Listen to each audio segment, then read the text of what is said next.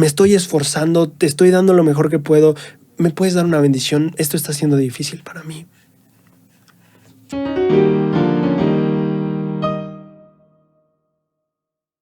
Estimadísima y amada gente de YouTube, es un placer tenerte por aquí una semana más. Es todo un honor y con muchas ganas y con toda la energía para poder estar contigo una semana más. Y en esas ganas y energías te prometo que me estoy esforzando por ponernos ya al día con que los videos se publiquen a tiempo como los teníamos antes. Pero de verdad que ha sido un trabajo fuerte y solo estoy dando lo mejor que puedo. Definitivamente, eso tengo por seguro. Muchas gracias por estar aquí. Hoy vamos a estar hablando de Doctrina y Convenios 102 al 105. Vamos a estar hablando de las repercusiones que hubo de los santos en el conflicto de Missouri. Vamos a seguir aprendiendo de cómo se lidió con esto y cómo las revelaciones ayudaron a los santos a través de todo ese proceso. Aparte, también estaremos aprendiendo algunas lecciones espirituales, así que espero lo disfrutes mucho y bienvenido a un episodio más de Tesoros en las Escrituras. Antes de comenzar, solo anunciar dos cosas. Lo primero es que el martes vamos a tener nuestro en vivo en Facebook, como lo estamos teniendo. Regularmente vamos a estar analizando el discurso de la Liaona, cómo puedo ayudar a superar los prejuicios. Definitivamente un discurso que siento que vale la pena, y no solo vale la pena, es un tema que debemos estar aprendiendo. Creo que a todos nos sirve el aprender más sobre cómo quitar prejuicios en nosotros, cómo puedo superar prejuicios yo y ayudar a otras personas a también deshacerse de los prejuicios. Así que para quien quiera, están más que invitados en Facebook a las 7 p.m. hora de México el martes. Y la gente que me ha preguntado cómo ir a la página de Facebook, simplemente vas a Facebook y buscas Eldon's Mission, así como el canal aquí en YouTube, y encontrarás todo el canal, más bien en la página de Facebook, todos los videos que hemos subido y también todos los videos que vamos a seguir transmitiendo por allá los días martes. Así que si quieres, estás más que invitado. Bien, el segundo anuncio que merece unos tambores, claro que sí, y es que no sé si todos sepan, por lo menos los del año pasado seguramente sí, pero para los que se están integrando este año a este canal, el canal cumple años en septiembre. Fue un septiembre de 2019 que subí este primer video diciendo, pues vamos a hacer el intento, vamos a ver si pega, vamos a ver si funciona, vamos a ver qué sale. Y pues definitivamente súper satisfecho con el resultado que hemos tenido hasta ahora. Ya es septiembre y en este septiembre estamos cumpliendo 2 años ya del canal. Es súper padre, es súper animante y refrescante y como no sé cómo explicarlo. Simplemente es padre saber que han sido 2 años de trabajar en este proyecto y que el proyecto ha rendido frutos muy satisfactorios, creo que para todos. Entonces, igual que el año pasado estuvimos dando algunos regalos, este año también vamos a estar dando algunos regalos y estamos más que geniales y encantados de poder anunciarlos en este día. Más adelante habrá más detalles, por ahora solo hablando un poquito de los premios. Esta vez los premios van a mantenerse a un nivel un poquito más nacional por cuestiones de envío y cosas así y complicaciones que tuvimos el año pasado, que fue bastante difícil el poder cumplir con todo y a tiempo y fue complicado, ¿no? Pero bueno, entonces, hablando de las marcas que van a ayudarnos con los regalos de este año, igual que el año pasado, Fismar va a estar ayudándonos.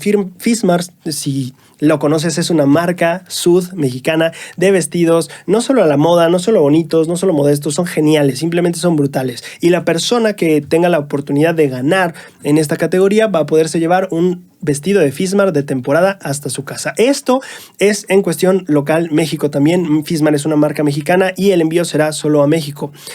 La segunda marca que estará colaborando con nosotros es Telar. Telar es una marca de corbatas mexicanas sud, es una marca sud mexicana y hace corbatas, son chulísimas. Yo tengo una que me regalaron hace, creo que ya 2 años también y de verdad estoy fascinado. La tengo guardada en su estuche porque la sigo conservando así, me encanta y me emociona cuando me la pongo. Son corbatas bellísimas. La persona que gane en esta categoría tendrá el privilegio de llevarse una corbata Telar hasta su casa. Este premio también es a nivel nacional México. El último premio a nivel nacional México es un libro. Vamos a estar regalando el libro de Brad Wilcox, el libro de la expiación continua. Si tú ya conoces a Brad Wilcox, es la persona que tiene este discurso fascinante que se llama Su gracia es suficiente. Si no lo has visto, yo creo que puedo dejarte aquí un link para que vayas a verlo. Es un discurso fascinante acerca de la gracia y la expiación de Cristo. Y si a ti el discurso te encantó, imagínate cuánto más te gustará leer todo un libro entero acerca de ese tema. Así que vamos a estar regalando uno de esos libros para una persona ganadora aquí en México. Ahora, eso en cuanto a regalos de México.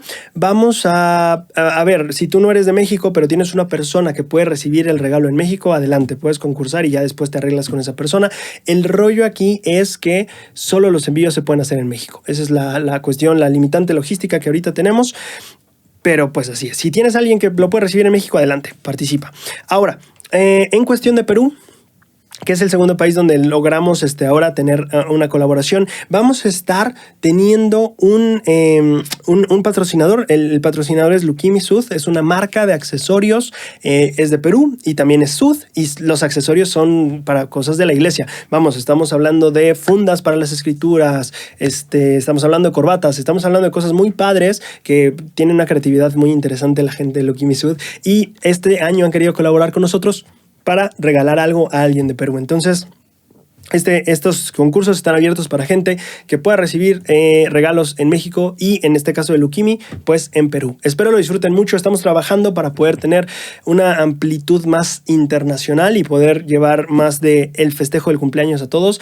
Por ahora, esto es lo que logramos y estamos muy satisfechos con ello, y estaremos trabajando también para incluir a otros países también más adelante. Muchísimas gracias. Más adelante estaremos dando más detalles de todo lo que tiene que ver con cómo ganar estos premios. Bien, una vez terminada esta parte, vamos a empezar con las cuestiones espirituales. Vamos a empezar con un versículo de poder de la lección de la semana pasada, y esta vez vamos a escuchar a Jimena Fernández. Ella nos dijo, mi versículo de poder es el 101, Doctrina y Convenios 101.7. Y ella nos cuenta algo que siento que es bastante personal. Ella dice: viví días de dificultades en donde le pedí a Dios en oración con todo mi corazón, todas las veces que podía durante el día, y cada vez que abría los ojos a mitad de la noche, que escuchara mi ruego.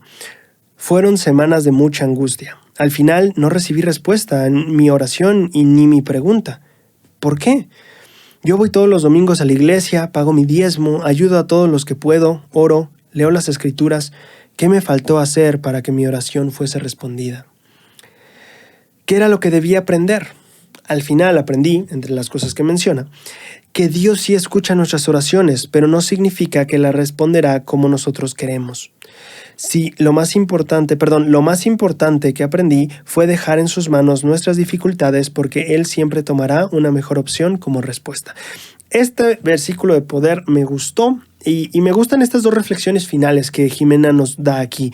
Dios sí escucha nuestras oraciones, pero no significa que las va a responder como nosotros queremos. Eso es interesante, porque si una persona, y a veces nos pasa también como personas, ¿no? Si una persona no responde de la manera que queremos, pues no nos gusta, ¿no? Y a veces pasa con Dios así, ¿no?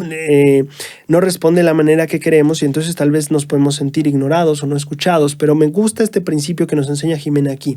El hecho de que la respuesta no venga como tú quieras no significa que la pregunta no sea escuchada, no significa que ese ruego del corazón no sea escuchado y atendido por un Padre amoroso. Solo porque no es como tú quieres no significa que Él no está escuchando. Y lo último que menciona, y lo más importante que aprendí, fue dejar en sus manos nuestras dificultades, porque Él siempre tomará una mejor posición como respuesta. Tomará la mejor opción como respuesta. Y esto me gusta mucho, ¿sabes? De las opciones... Puede haber diferentes adjetivos que califiquen las diferentes opciones que tenemos. Podría ser la opción más práctica, la opción más rápida, la opción más barata. ¿Sabes? O sea, en cualquier decisión que tenemos hay más de todo en una opción, ¿no? Puede haber la más barata, pero no va a ser la más segura, pero tal vez, ¿sabes? O sea, puede haber lo más de diferentes categorías.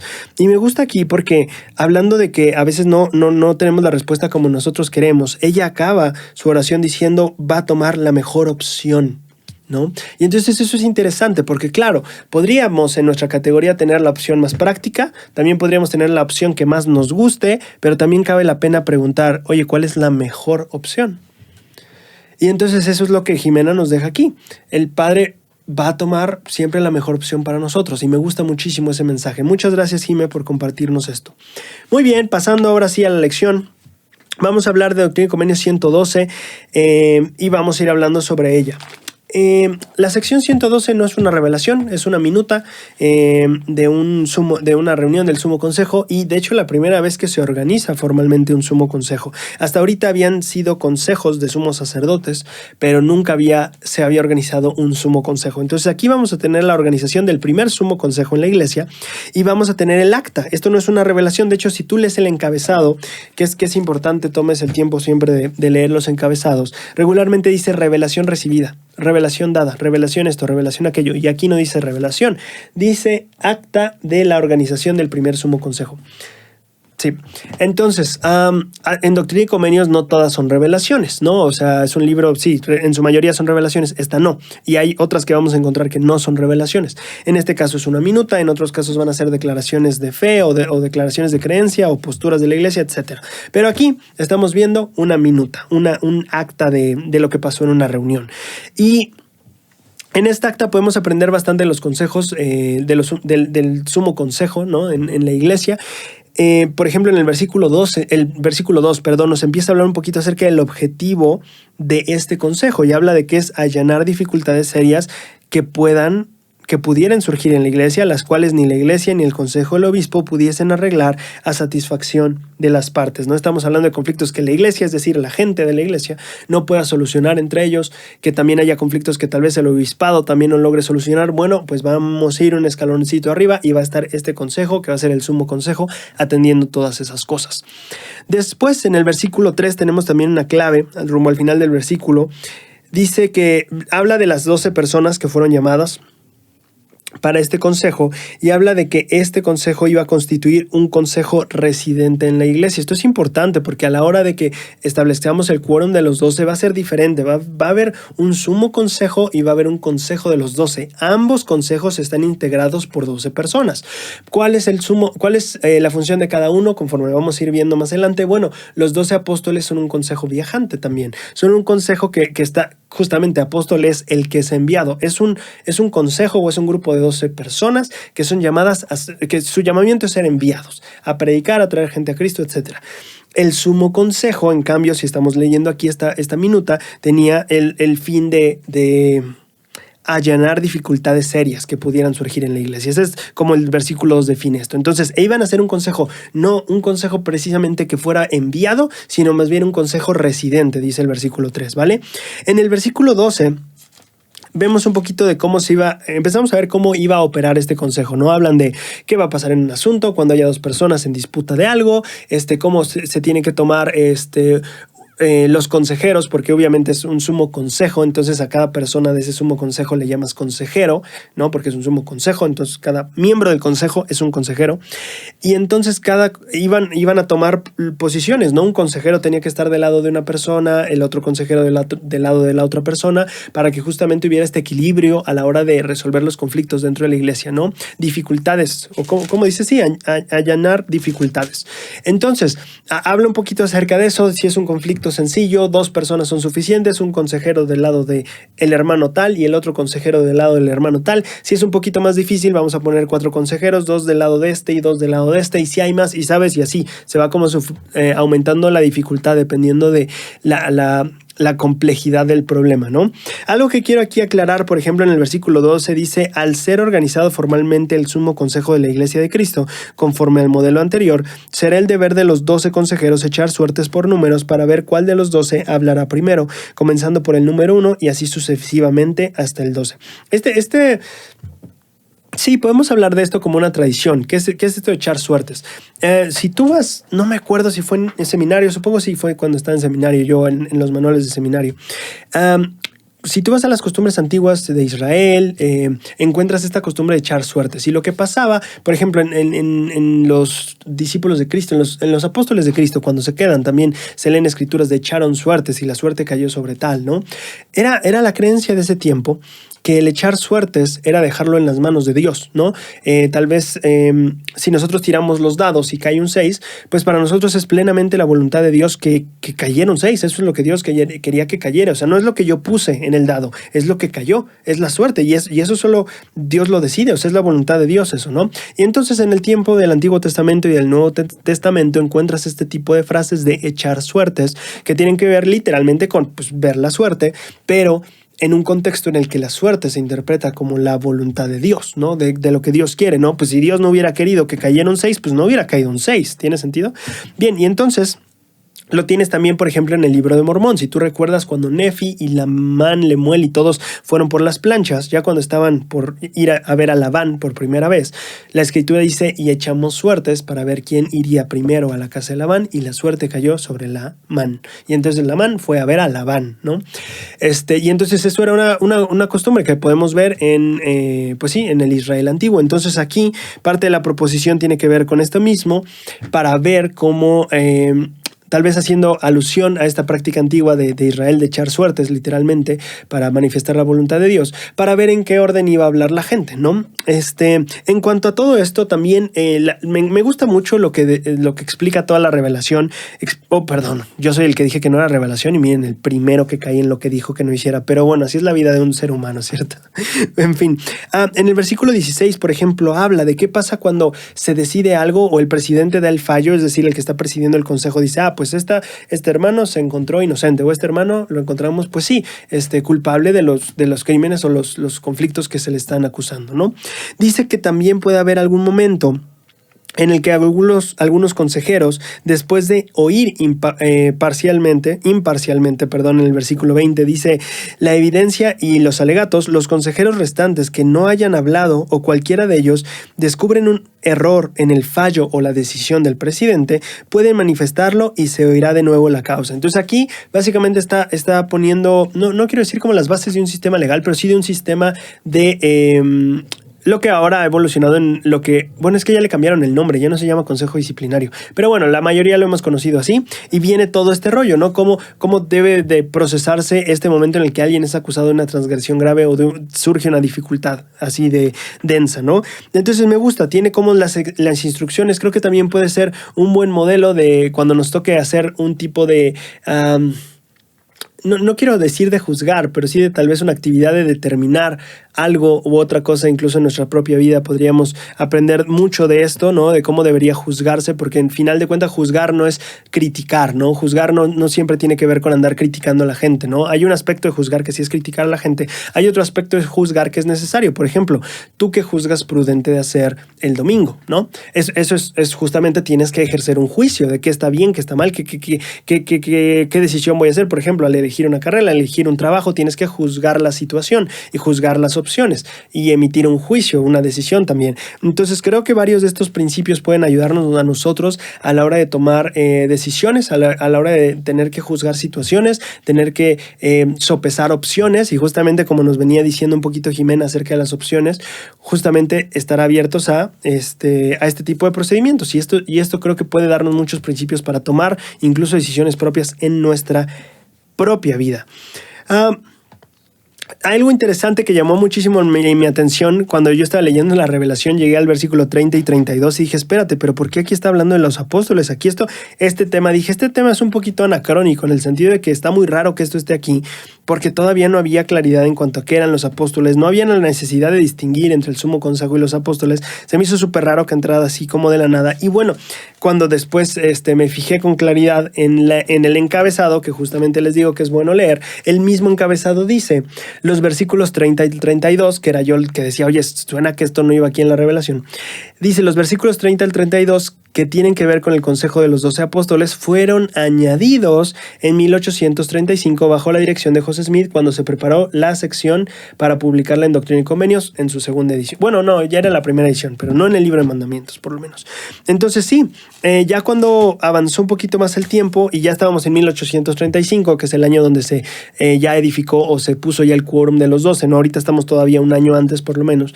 Ahora sí ya era muy relevante esta instrucción. En la minuta original de esto, pues no estaba, eso se le añadió después. Sin embargo, trae algunas cosas interesantes acerca de las transgresiones, ¿no? Por ejemplo, habla de que el fallo, o sea, una vez que el sumo consejo haya decidido algo, la persona puede apelar a otro consejo para que se revise otra vez esa decisión, ¿no? O sea, la persona que tal vez no está satisfecha todavía con la decisión que dio el sumo consejo, esa persona podría apelar para que se revise otra vez todo eso, pero en el caso de los 12 apóstoles, en el versículo 31 dice que en cuanto los 12 tomen una decisión como apóstoles, que no hay una apelación, ¿no? De que, oye, revise esto, bla, bla. En cuanto a los consejos, ¿no? Estamos hablando, ¿no? El versículo 32 dice algo muy interesante. Solamente las autoridades generales de la iglesia pueden llamar a estos, es decir, a los 12, a cuentas en caso de transgresión. Eso también está muy interesante, ¿no? Si quieres saber el proceso, porque me llamó mucho la atención, yo dije, qué interesante. O sea que, claro, porque todos somos humanos. A ver, vamos a aclararlo. Cualquiera puede cometer un error, transgredir o incluso pecar, desde el converso hasta el profeta. Por eso el profeta es admirable, porque también tiene que perseverar hasta el fin en sus 97 años, ¿no? Entonces sí, está muy padre esto porque resuelve la duda de, oye, si llega un apóstol a cometer alguna transgresión o alguna falta, ¿qué procede? Y bueno, aquí está la respuesta. Solamente las autoridades generales de la iglesia pueden llamar a estos, a los 12, a cuentas en caso de transgresión. Está muy padre. A mí me llamó mucho la atención. Yo no sabía esto y dije, oye, está muy padre. Digo, había leído Doctrina y Convenios antes, pero como muchas cosas se me pasaron, ¿no? Pero bueno, me pareció súper interesante. Una cosa también interesante a saber ahora que, porque bueno, esta es una minuta y tuvo correcciones, ¿no? La minuta antes de publicarse como Doctrina y Convenios 102. Si tú te vas a la minuta original en Joseph Smith Papers, me llamó muchísimo la atención porque acabando lo que ahorita es el versículo 33, antes de empezar el versículo 34, en la minuta original hay una parte que explica que el consejo también acordó que el presidente del consejo, es decir, José Smith, tenía la capacidad o el derecho o la autoridad para hacer modificaciones dentro de la esquema o del sistema operativo o cómo iba a operar este sumo consejo, ¿no? Entonces justamente cuando vemos que aquí hay una introducción o algo que se introdujo después en la revelación, como en el versículo 30, 31 y 32, bueno, aquí ya no está en esta minuta, pero en la minuta original estaba que José Smith tenía justamente la facultad de hacerle ajustes a estos procedimientos para que fueran más claros, específicos y adecuados, ¿no? Entonces a mí me pareció muy padre que eso estuviera en la minuta original, o sea, clarificando que eso es lo que quedamos como consejo, pero si José Smith o el presidente del consejo, sea quien sea, si ya no estaba José Smith, por ejemplo, tenía el derecho y la autoridad para hacer ciertas modificaciones para mejorar los procedimientos y las clarificaciones que hubiera en esta cuestión operativa del consejo, ¿no? Y la última cosa que también me parece interesante ahí, bueno, en el versículo 34 dice, los 12 consejeros entonces procedieron a echar suertes, o sea, a votar. Eso también es algo que no está en la minuta original, esa parte de, o sea, votar. Entonces eso fue algo que me llamó la atención, ¿no? O sea, no sé qué tanto y me llamaría mucho la atención investigarlo, no me dio el tiempo de hacerlo, pero si alguien tiene información de eso, creo que sería muy interesante, de qué tanto se seguía la costumbre de echar suertes en estos consejos, porque ahorita dice votar, pero en la minuta original no traía eso, ¿no? Esa palabra de votar. Literalmente dice echaron suertes y los números que salieron fueron y empezaron a hablar. Eso es lo que dice la minuta. Así como está en la instrucción en el versículo 12. Entonces, si alguien tiene información sobre qué tanto se mantuvo, por lo menos en este momento de José Smith, esta tradición que los israelitas tenían de literalmente echar suertes, estaría interesante si alguien tiene información sobre eso. En fin, seguimos adelante. Esta fue una minuta que nos enseñó acerca de los consejos, acerca de la justicia en los consejos. Creo que es importante, me gusta muchísimo esto que el Señor aclara, ¿no? O sea, tiene que haber alguien del lado de el hermano tal y alguien del hermano tal que lo está acusando y del inocente. Tiene que haber gente del lado y tiene que ser parejo, ¿no? No pueden ser como 6 de este lado y solo uno de este lado, no. Los que van a estar del lado del acusador también, que ese mismo número de hermanos debe estar del lado del acusado, ¿sabes? Entonces me gusta mucho eso, tratar las cosas con justicia, me gusta mucho como el orden que se está estableciendo y creo que nos deja bastantes principios para nuestra propia vida. Bien, si llegamos un poquito adelante al versículo 103, al versículo 103, a la sección 103. Quiero leerles un poquito acerca de lo que pasa con los santos, porque esto tiene que ver ya con los santos en Missouri, ahora sí. Y lo que pasa con los santos en Missouri, voy a leerte un poquito de lo que Parley P. Pratt escribió, porque la vez pasada nos quedamos a nivel histórico, nos quedamos en que los santos estaban siendo expulsados de Missouri y que estaban acampando y que venían las estrellas o vieron la lluvia de estrellas y que finalmente José Smith al final de este proceso recibe la revelación de cómo vamos a proceder con esto, ¿no? Pero quiero leerles lo que pasa con los santos un poquito más que describe Parley P. Pratt en cuanto a esa situación de que estaban acampando, viviendo cerca del río y todo eso, ¿vale? Estoy leyendo del manual de instituto en la página 231, que es donde viene la experiencia de Pratt.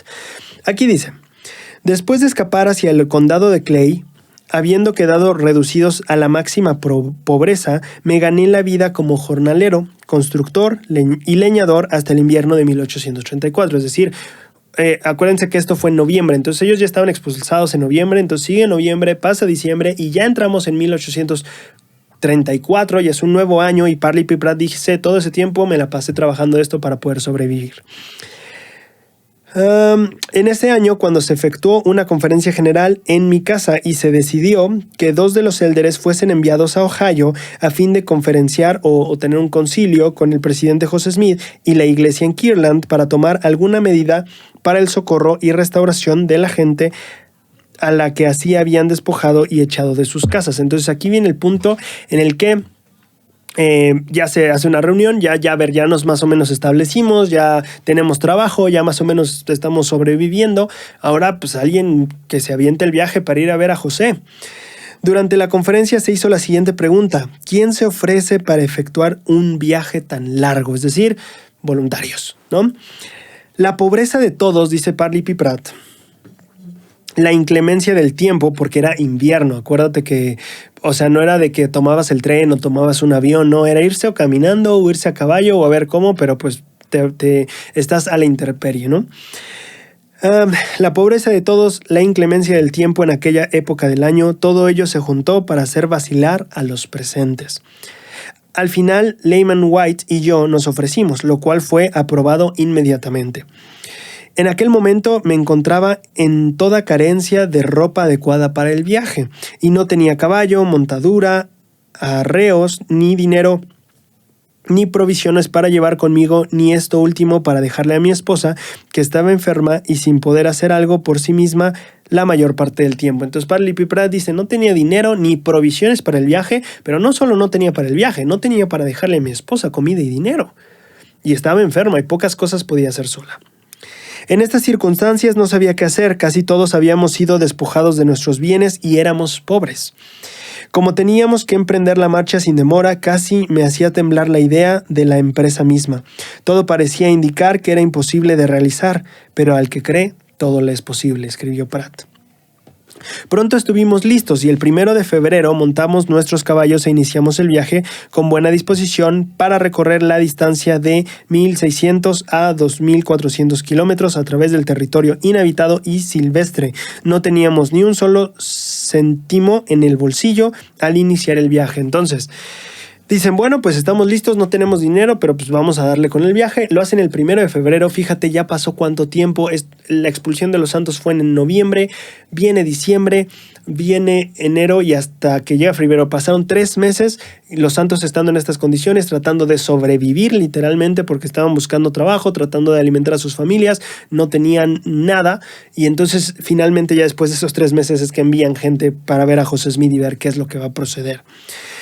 Viajamos día tras día, ya fuera con tiempo soleado o con tormentas, y ya en medio del barro, la lluvia o la nieve, claro, porque si te vas en pleno invierno, pues te puede tocar, híjole, de todo, ¿no? O sea, bueno, ya ni voy a hacer las especulaciones aquí climáticas. Nos deteníamos solo cuando el deber nos requería que lo hiciéramos. Llegamos a Kirtland a principios de la primavera, sanos y salvos, nada nos había faltado en el recorrido y ya teníamos suficientes fondos para a nuestra disposición. Entonces, de alguna manera lograron que el camino fuera bueno, que lo terminaran. O sea, fue la tarea titánica de Parley P. Pratt y Lyman White, pero se la avientan. El presidente José Smith y toda la iglesia en Kirtland nos recibieron con una hospitalidad y un gozo que solamente se encuentra entre los santos, y nos demostraron ahí, como en todas partes, gran interés con respecto a la persecución que habíamos sufrido. El 24 de febrero de 1834, el Sumo Consejo se reunió en la casa de José Smith para recibir el mensaje que llevaba de Missouri los élderes Pratt y White. Una vez convocado el consejo, y luego de una oración de apertura fue ofrecida por el profeta, después de una oración que fue ofrecida por el profeta, los 2 hermanos que habían llegado a Missouri informaron en cuanto a la situación de los miembros de aquel estado. Una vez más, creo que aquí todavía sigue hablando Pratt. No, ya acabó de hablar Pratt. Vamos a dejarlo así, está súper bien. Bien, entonces, salen el 1 de febrero, vamos a buscar a ver qué nos dice José, llegan y el 24 de febrero se organiza un sumo consejo y decimos, a ver, vamos a hablar de cómo va a proceder esto, ¿vale? Y entonces es cuando en esta reunión se recibe la revelación, perdón aquí que tengo un pequeño relajo, es en ese momento en el que se recibe la sección 103, que vamos a hablar un poquito ahorita, ¿vale? La sección 103 habla un poquito de los planes de Dios para con Sion, habla un poquito de algunas instrucciones, da clarificación de revelaciones que se dieron antes y nos ayudan a tener un poquito de mejor idea de cómo actuar en cuanto a la situación, ¿vale? Yo solo quiero leer algunos versículos, entre ellos me interesaron mucho del 11 al 13. El Señor les habla acerca de lo que Él quiere hacer con Sion, en lo que Él ha decretado con las tierras de Sion que ahorita estaban perdiendo, ¿no? Dice el versículo 11, mas de cierto os digo, he decretado que vuestros hermanos que han sido esparcidos vuelvan a las tierras de su herencia y edifiquen los lugares asolados de Sion. Entonces, ¿cuál es el decreto del Señor? Dice, de estas personas que han sido esparcidas, mi decreto es que vuelvan a la tierra de sus herencias y edifiquen los lugares asolados de Sion. Porque tras mucha tribulación, como os he dicho en un mandamiento anterior, viene la bendición, dice el versículo 12. Versículo 13, he aquí, esta es la bendición que he prometido después de vuestras tribulaciones y las de vuestros hermanos, vuestra redención y la redención de vuestros hermanos, sí, su restauración a la tierra de Sion para establecerse y nunca más ser derribados. Entonces, ¿cuál es la bendición que viene después de mucha tribulación? Dice el Señor en la revelación. Bueno, pues tiene que ver con que los santos regresen a sus tierras y nunca más ser derribados, dice el final del versículo 14. Entonces esto podemos imaginarnos a un Pratt y a Lehman White justamente en esa reunión, escuchando esa revelación. Imagínense cuál habrán sido los sentimientos de Parley P. Pratt y este otro hermano al estar en esa reunión, venir después de haber sido expulsados, después de haber sufrido lo que ya hemos leído que se sufrió, después de pasar 3 meses literalmente sobreviviendo y hacer el viaje con todas estas cuestiones adversas y finalmente llegar y escuchar eso salir de la boca del profeta, ¿no? Entonces puedes imaginarte como ese tal vez alivio, ese entusiasmo que sintieron, ¿no? Si avanzamos un poquito al versículo 15 y 16, es bastante interesante para mí. El Señor dice, he aquí os digo, la redención de Sion tiene que venir por poder. Ahí hay una pauta muy importante. La redención de Sion tiene que venir por poder. Por tanto, levantaré a mi pueblo un varón que lo guardará, que lo guiará como Moisés guió a los hijos de Israel. La promesa del Señor, la profecía que está dándose aquí es, tenemos que hacerlo por poder. Entonces, ¿cómo va a suceder por poder? Bueno, voy a levantar a alguien del pueblo que lo va a guiar. Alguien como Moisés guió a los hijos de Israel. Entonces se vuelve muy interesante. Aquí ya estamos alcanzando a ver como un poquito del cómo el Señor planea esta redención de Israel, ¿no? Que diga, la redención de Sion. Si avanzamos un poquito más al versículo 21 y 25, viene aquí la interpretación de la parábola que habíamos escuchado anteriormente. Acuérdense la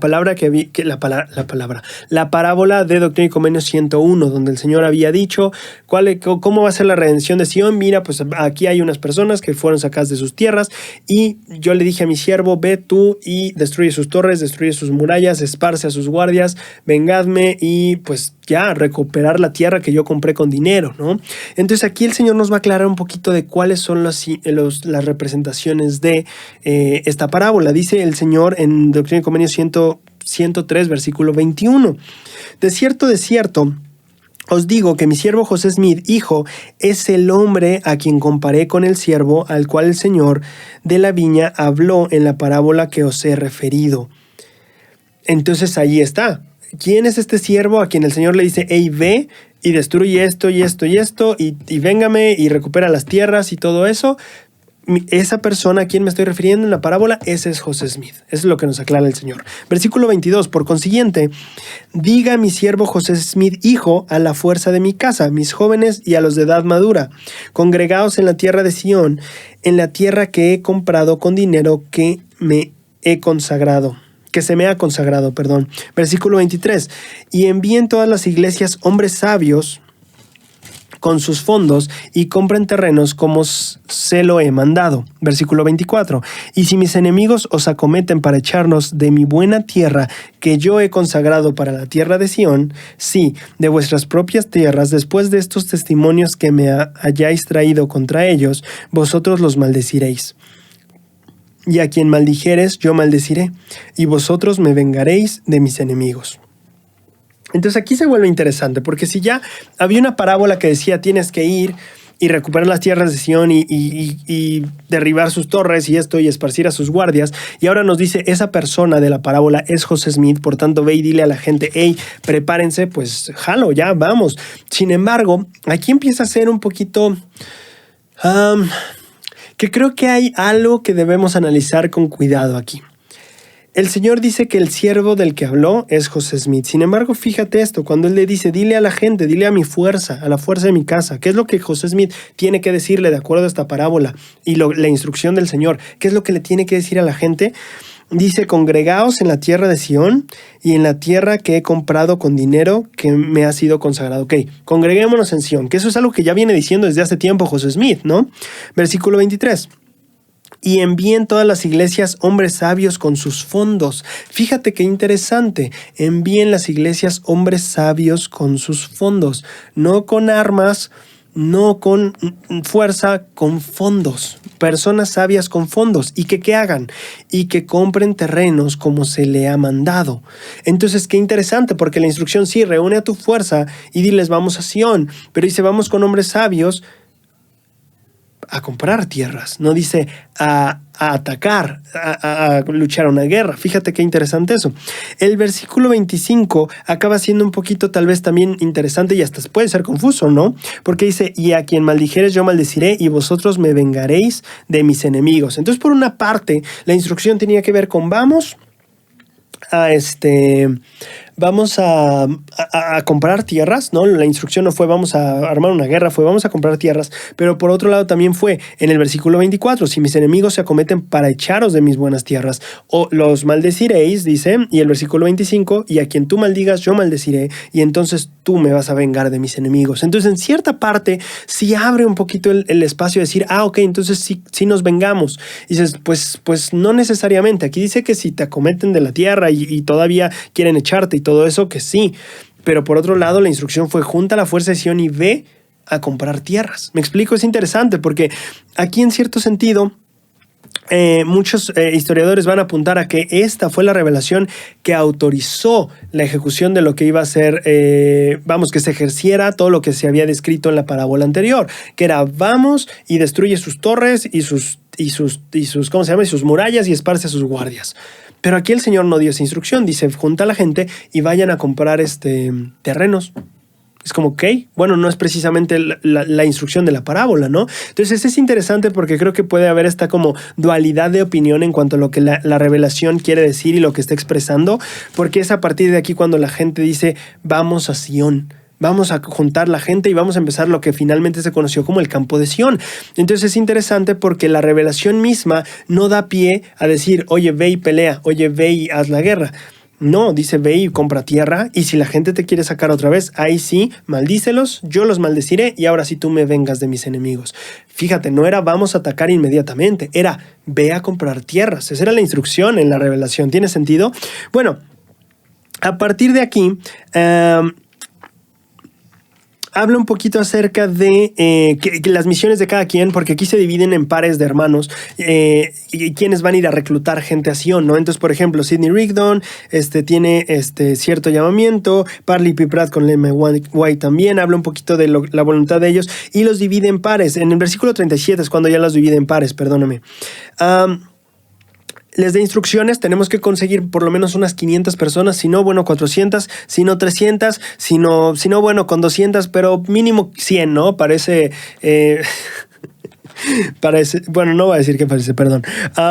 Entonces el Señor les dice, ojalá consigamos 500, pero mínimo 100. Y entonces ahora sí les dice, vamos a irnos de 2 en 2 y van a ir a reclutar gente. Y entonces tenemos a partir del versículo 37, Parley P. Pratt se va con José Smith, Lemon White se va con Sidney Rigdon, Hiram Smith se va con Frederick G. Williams, Orson Hyde se va con Orson Pratt. Les decían los Orson, por si no sabías, ¿eh? Bueno, eso era un chiste, olvídalo, estuvo terrible. Y ahí acaba la revelación, diciendo... vamos a ir a la tierra de Sión, pero yo quiero que tengas muy presente eso. Busca en toda la revelación si hay una instrucción específica de vamos a un conflicto armado a aplastar a nuestro enemigo. Busca en la revelación esa evidencia y realmente yo no encuentro tal cual que la instrucción del Señor haya sido ve y vamos por fuerza de arma a liberar a la gente. Realmente no está tan claro. O si tú lo ves, por favor, me lo dejas en los comentarios. Bien. eso acaba nuestra sección 103 de Doctrina y Convenios. Nosotros llegamos a la sección 104 de Doctrina y Convenios, que habla un poquito de la firma unida. Aquí esta sección nos habla o nos explica por lo menos en el encabezado de página que la ocasión en la que se recibe esta revelación es probablemente una junta de consejo de la firma unida, en la cual se había tomado una consideración, en consideración, las apremiantes necesidades temporales de la iglesia. Fíjate que aquí no lo leímos, creo, o no se los traduje. Cuando Bushman empieza a hablar de la construcción del templo, Bushman hace un comentario que me pareció muy interesante a mí. Bushman dice que la construcción del templo no era precisamente una idea financieramente correcta, una decisión financieramente sana o buena. Bushman dice era demasiado proyecto para los fondos tan limitados que tenía todavía la iglesia en ese punto. Dice, construir una ciudad y aparte un templo y todo esto se salía del presupuesto totalmente. No era, si tú fueras un financiero y vieras la decisión, dirías, no, esa no fue una buena decisión, ¿no? Pero bueno, se tomó así. Y entonces ahorita que estamos, que justamente Missouri está teniendo problemas, las propiedades no las tenemos, ahorita las casas no las tenemos, perdimos dinero, porque si tú construyes tu casa y te la destruyes, perdiste dinero. Entonces perdimos dinero, estamos perdiendo tierras y aquí el proyecto de Kirtland pues está saliendo bastante carito.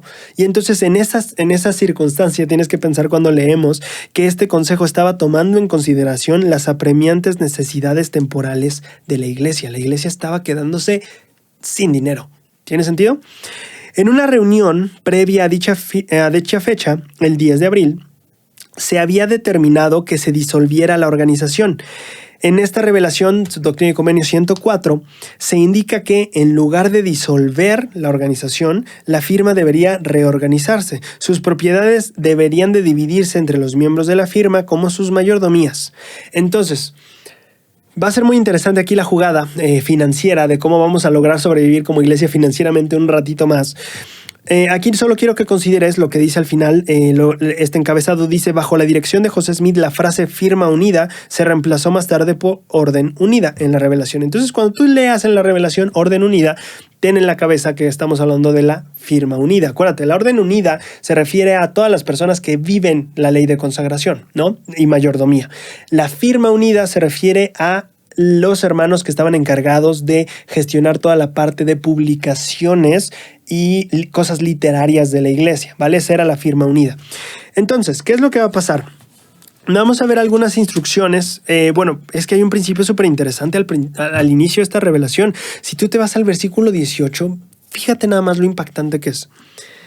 De manera que si alguno toma de la abundancia que he creado y no reparte su porción a los pobres y a los necesitados, conforme a la ley de mi evangelio, en el infierno alzará los ojos con los malvados estando en tormento. Fíjate qué interesante, porque a veces pensamos en que un súper gran pecado, podemos pensar en la ley de castidad, tal vez ahorita tan sonado el tema de la cuestión de matrimonios del mismo sexo. ¿Sabes? Podríamos pensar en eso como pecados de híjole, es que eso lo desvía de donde Dios quiere y lo va a evitar a llegar al reino celestial. La ley de castidad, podemos hablar de la palabra de sabiduría, podríamos pensar en todas las leyes que tenemos, ¿no? De la iglesia. Sin embargo, fíjate qué interesante a qué grado ve el Señor esta importancia de compartir con los necesitados. O sea, él dice, aquel que agarra de la abundancia que he creado, es decir, de la tierra, aquel que toma de la abundancia y no reparte su porción a los pobres y necesitados, escucha nada más la consecuencia o lo que dice, en el infierno alzará los ojos con los malvados estando en tormenta. Entonces, por lo menos a mí, sí me lleva una reflexión de, oye, antes de ver la viga en el ojo de mi hermano, de ver la paja en el ojo de ya le puse la viga al hermano. Antes de ver la paja del ojo de mi hermano, ¿dónde está mi viga, no? O sea, antes de decir, es que él está haciendo cosas que no lo van a llevar a la gloria celestial. Tal vez no digo se lo va a llevar al infierno, ¿no? Tal vez no digo eso. Tal vez digo no va a llegar a la gloria celestial, no sé. En lugar de hacer eso, híjole, ¿cómo estoy yo a la hora de tomar de la abundancia de la tierra? ¿Reparto de su porción a los pobres y necesitados? Porque esta escritura es súper fuerte. A mí me impactó, de verdad la leí y dije, oye, esto está súper fuerte. Está poniendo el dar a los pobres y a los necesitados como una cosa súper importante. O sea, súper importante, de consecuencias eternas. Y a mí me impactó muchísimo, ¿sabes? O sea, regularmente escuchamos en los discursos de ley de castidad, ¿no? No cambies 5 minutos de felicidad por una eternidad no tan buena, ¿no? Lo escuchamos, o yo lo he escuchado, por lo menos. Pero a mí me encanta, el Señor aquí dice, cuidadito con cómo repartes las cosas. Y me pareció súper fuerte, me pareció impactante que por lo menos yo esta dimensión de este mandamiento de cuidar de los pobres y los necesitados, yo no lo había visto a esta magnitud. O sea, yo decía como es algo bueno, ¿sabes? Como si le abres la puerta a alguien para que entre antes de ti o eres gentil, le levantas lo que se cayó. Digo, si no lo haces no te pasa realmente como gran cosa, pero aquí, fíjate qué interesante. El deber de cuidar de los pobres y los necesitados. ¿A qué grado lo tiene Dios en su escala de cosas que debemos hacer? Me pareció sumamente impactante, súper impactante. Me encantaría oír sus comentarios porque yo quedé de verdad impactado con esta parte de la revelación. Si nosotros avanzamos al versículo 20, del versículo 20 al 46, perdón, del versículo 20 al 46, empieza a hablarnos un poquito de cómo se van a distribuir los bienes. A ver, ya teníamos terrenos. Acuérdense, la iglesia con la ley de consagración se creó cierta abundancia porque todo lo que nos excedía, la iglesia lo tenía. Y entonces en este aspecto la iglesia tuvo la posibilidad de comprar heredades, justamente comprar terreno para el templo, terreno para la imprenta, terreno para casas, tuvo para comprar y que todos tuviéramos, ¿no? Y fuera equitativo, etcétera. Pero entonces viene el punto donde estas propiedades que tiene la firma unida, de repente aquí el Señor dice, a ver, apártese a mi siervo Sidney Rigdon, désele esto. Y de lo que tenemos a Martin Harris, dale esto. Y a Frederick G. Williams esto. Y a Oliver Cowdery esto. Y a Oliver y Frederick esto. Y a John Johnson le das esto. Y a Newell Knight esto. Y a José Smith esto. Y entonces se les reparte a todos de lo que ya era. Vamos a ver, la iglesia tenía ya propiedades. Le dice, dale heredades a estos. Dale a ellos, dales ya mayordomía. Acuérdate que también a veces la mayordomía tenía que ver con entregar escrituras o documentos que aseguraran como la propiedad, ¿no?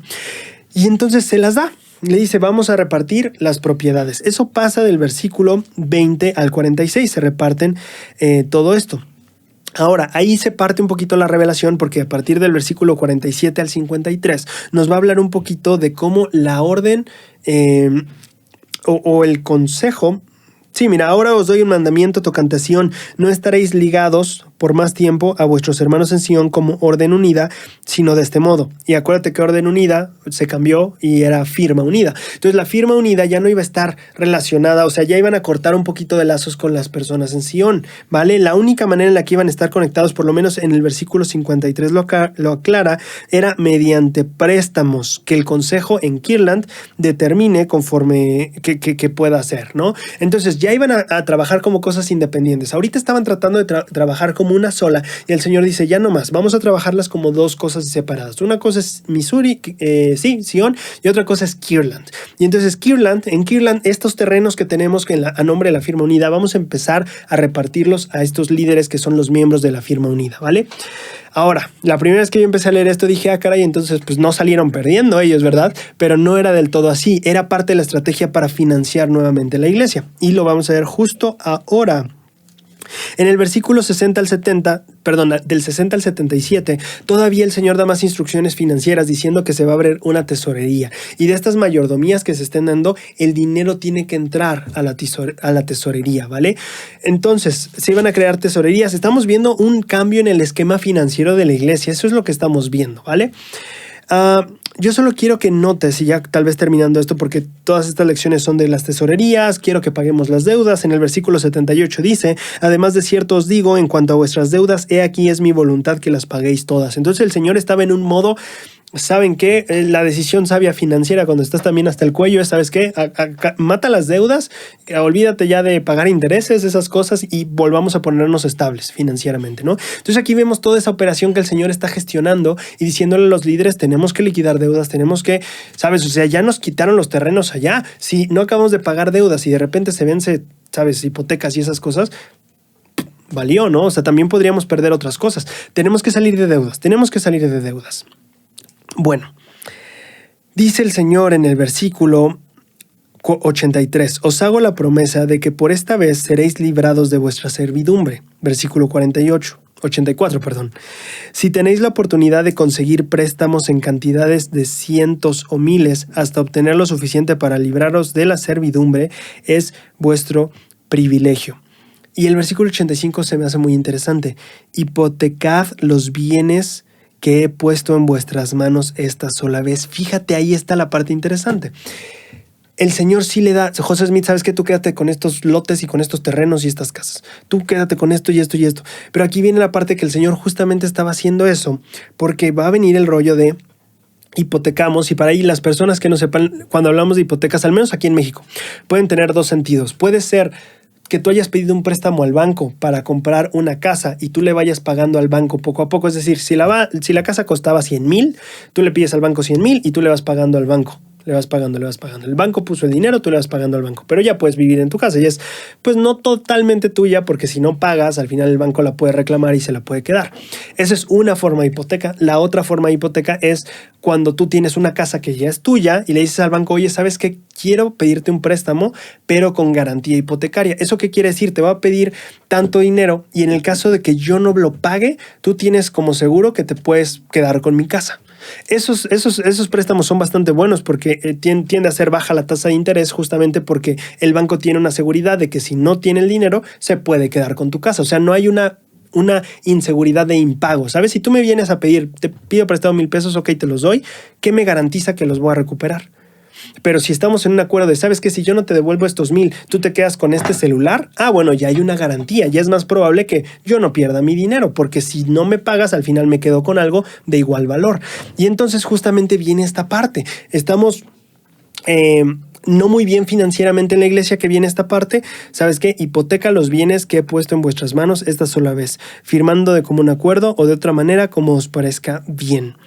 Y el Señor dice, os doy este privilegio solamente esta vez. El Señor reconoce que estamos en circunstancias complicadas y el Señor, claro, el consejo de los líderes de la iglesia ahorita es no entres en deudas, no te endeudes, o sea, sé precavido, ¿no? Con las cosas. Entonces el Señor dice, los doy la oportunidad esta vez. Y he aquí, si procedéis a hacer estas cosas que he puesto delante de vosotros, de acuerdo con mis mandamientos, todas estas cosas son mías y vosotros sois mis mayordomos y el amo no permitirá que sea desbaratada su casa. Entonces le dice, no se preocupen, vamos a hacerlo bien y yo estoy con ustedes y va a salir, ¿no? Entonces fíjate qué interesante, viene esta parte ya de una reestructura financiera en la iglesia. Las propiedades ya no las tengamos de la iglesia, se la queda cada quien, hipoteca, y todo el dinero tenemos que refinanciarnos otra vez, ¿no? Vamos a poner un préstamo en garantía de las propiedades. Y así empezamos. Y justo eso va a traer problemas más adelante cuando de repente ya no se pueda pagar ese préstamo. Y justamente, imagínate, porque este es un problema que va a surgir después, te lo voy explicando de una vez. El terreno del templo, que si no me equivoco se le dio a José Smith. José Smith lo hipoteca. ¿En qué sentido? Dice, ¿sabes qué? Préstame dinero y si yo no te puedo pagar, te quedas con este terreno. La gente dice, ok. Empezamos a construir el templo, pero de repente, ¿qué pasa si yo no le pago a esa persona? Legalmente me puede quitar el terreno del templo. No sé cómo sea en Estados Unidos, pero al menos en México, si alguien en tu terreno construye algo, ese algo es de esa persona, no es tuyo. Si este terreno no es tuyo y tú construyes algo en ese terreno, esa cosa no es tuya, le pertenece a quien es dueño del terreno. Así tú hayas construido la casa, al menos en la ley dice que eso es de quien es el terreno, aunque tú lo construiste con tu dinero. Eso es de la persona que es del terreno. Entonces imagínate más a futuro, cuando de repente entremos en otros problemas financieros y José me diga, híjole, es que no te puedo pagar, y la persona diga, bueno, o me pagas o yo me quedo con ese terreno, que es el del templo. Y ahí vamos a entrar en otra crisis financiera más adelante. Pero bueno, ahorita es como estamos sondeando esta crisis. Ya lo veremos en su tiempo cuando lleguemos a ese punto, pero ahorita estamos en este punto de necesitamos liquidez, necesitamos que haya flujo de dinero, vamos a hipotecar, y esa es la reestructura financiera que el Señor les está indicando en esta revelación. Bien, pasamos a la última sección y espero que, es que yo no quiero que este sea un capítulo largo, es que los capítulos largos cansan un poco. Vamos a leer acerca de el campo de Sión. Y en el campo de Sión, y hemos visto mucho como cuestiones financieras y administrativas. Disculpen si es cansado pero pues estas revelaciones eran muy administrativas. Bien, vamos a hablar un poquito del campo de Sión, de esta parte donde José me dijo, pues vamos a redimir Sión, vamos a ver cómo lo hacemos, y empiezan a reclutar gente y todo eso. Ya no me dio tiempo, lo siento, de traducirles y prepararles cosas de lo que Bushman comparte aquí, que me pareció una información muy, muy completa. Yo voy a irles platicando de todo lo que aprendí a leer a Bushman en estos días, de todo lo que fue pasando, ¿vale? Entonces, lo primero es que en este consejo, o sea, regresemos un poquito en el tiempo. Estamos con Parley P. Pratt y Lehman White, y ellos están diciendo, oye, esto pasó en Sion, estamos en este consejo del 24 de febrero. Y entonces, se recibe la revelación. José, junta a la gente, vámonos para Sión, recuerden, a comprar tierras. Y si os sacan, etc. De alguna manera la gente empezó a reclutar con la idea de vamos a ir a devolver el golpe, a regresar a nuestra gente, a Sión, a que tengan sus propiedades y pues nos vamos. Algunas personas pues se fueron pues armadas, sí, era justamente una acción un poquito más ya militar, ¿no? De protección y de defensa. Bueno, el punto es que durante esta reunión los miembros estuvieron de acuerdo unánimemente en nombrar a José comandante en jefe del ejército de Israel. Entonces, fíjate, o sea, a pesar, y esto es lo que quiero que notes, porque para mí es muy interesante, o sea, la revelación no decía vamos con un ejército y ya, a darles un alto a estas personas. La revelación decía juntar a gente y ve con sabios a comprar tierras. Eso es lo que decía la revelación. En fin, ahorita tú ya tendrás tu opinión conforme vayamos viendo los hechos. ¿Qué es lo que pasa después? Que entonces empiezan justamente lo que vimos, se van a reclutar gente, empiezan a reclutar gente, se salen con aproximadamente unas 100 personas para el campo de Sión. Pero antes de salir del campo de Sión, están en comunicación con Daniel Dunklin, que era el gobernador allá en Jackson, Missouri, ¿no? Y entonces lo que pasa es que están en contacto con ellos y él les aclara, dice, ok, yo puedo ayudar, que era la idea, ¿no? Él les había dicho, sí, les puedo ayudar con un poquito de apoyo militar, etcétera. Sin embargo, le dice que él no posee, él les aclara, yo no tengo la autoridad para mantener un ejército constantemente ahí para prevenir ataques más adelante. O sea, y tiene sentido, ¿no? O sea, tal vez como gobernador no tiene la autoridad de poner el ejército en las calles y ya está. Entiendo, creo que aquí también en este tiempo sería una acción tal vez un poquito, no sé, ¿sabes? Simplemente no sé. Él dijo, no tengo la autoridad para eso. Entonces, él les dijo, si quieren protegerse a ustedes mismos, les aconsejo organizar ejércitos o milicias y conseguir armas públicas. Y bueno, eso es como él sugería, ¿sabes? O sea, híjole, sí, tendrás que hacerlo todo. O sea, si quieres que alguien esté ahí 100% para que no vuelva a pasar esto, sí vas a tener que ser tú y vas a crear tu propia milicia. Es lo que tenías que hacer realmente, no es lo que aconseja, ¿no? Entonces, en eso se quedan, ¿no? Ellos tenían que ver la manera entonces de cómo hacerlo y ellos le dicen, ok, vamos a marchar con unas 200, 300 personas allá y vamos a ver simplemente con el objeto de defendernos, ¿sí? Eso sí lo aclara mucho, ¿no? Vamos a ir con el objeto de defendernos a nosotros mismos y las posesiones en contra de los ataques de la muchedumbre. Es lo que dicen las cartas, ¿no? José Smith o la iglesia les responden eso, ok, no nos puedes estar tú defendiendo permanentemente, ok, vamos a ir 200, 300 personas y vamos a ver cómo le hacemos para defendernos, ¿no? Ahora, cuando estaban en estas partes, fíjate, aquí hay una lección muy interesante de José Smith. Cuando estaban en este viaje de reclutamiento, ¿no? Porque esto todavía no nos vamos, aquí estamos reclutando gente. Cuando estamos reclutando gente, unas pocas semanas antes de que ya saliéramos, José Smith se detuvo en Norton con Sidney Rigdon, Oliver Cowdery y CBD Cortland. Y entonces aquí hay una parte donde Bushman describe a José Smith y sus vulnerabilidades como ser humano. Como todos tenemos inseguridades y vulnerabilidades. Y de hecho hay una parte muy bonita que Bushman empieza a relatar justamente cómo José Smith en su diario constantemente se refleja dos cosas principales. Gratitud hacia Dios, pero también esta necesidad de su ayuda constante debido a que yo no me siento siempre suficiente. José Smith a veces veía las tareas y decía, híjole, es que ¿cómo completo esto, no? Y entonces su diario, explica Bushman, tiene estas cosas que nos muestra un José Smith vulnerable diciendo, Dios, ayúdame, porque la verdad solito no la voy a armar, no voy a lograrlo, ayúdame. Y otra faceta de José Smith que también está lleno de gratitud porque pudo hacer esto, porque pudieron hacer tal cosa, porque la obra avanzó en tal sentido. Entonces Bushman nos pinta un José que va de estas dos cosas bastante frecuente en su diario. Con eso en mente de que José Smith también tenía sus momentos de vulnerabilidad como profeta, donde no sabía si lo iba a lograr, como seguramente tú y yo hemos tenido momentos.